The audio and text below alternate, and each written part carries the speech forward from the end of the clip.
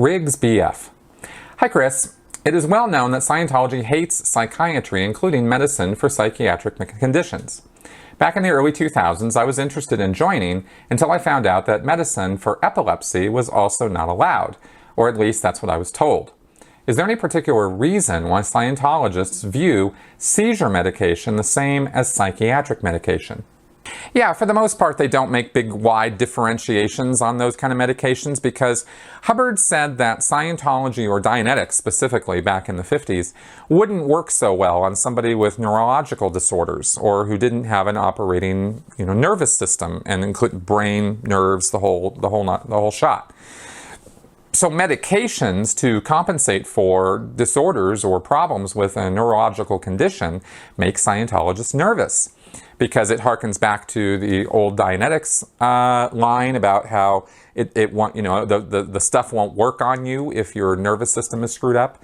And also because anything approaching messing around with the brain makes Scientologists very nervous. They associate that immediately with psychiatry and psychology, which they hate.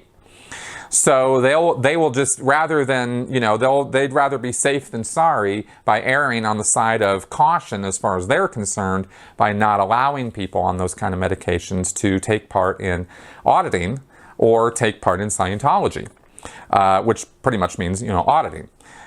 So that's pretty much why they don't, Scientologists are not well educated when it comes to neurology or physiology. Right? The case supervisors who oversee the auditing have a physician's desk reference maybe at hand to look up various medications and what they do and what they're for. And if they get anywhere near a neurological disorder or something wrong with the brain, they start going, oh boy, we don't know that we want to have anything to do with this. And also, underlying all of that is a fear that the person, in your case with epilepsy, might have an epileptic, seizure in the middle of an auditing session.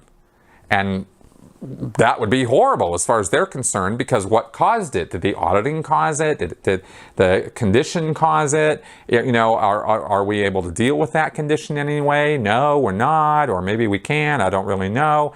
And they perceive it as a kind of a threat to the organization's well-being, because if somebody were to have something bad happen to them medically, that could fall back on the church.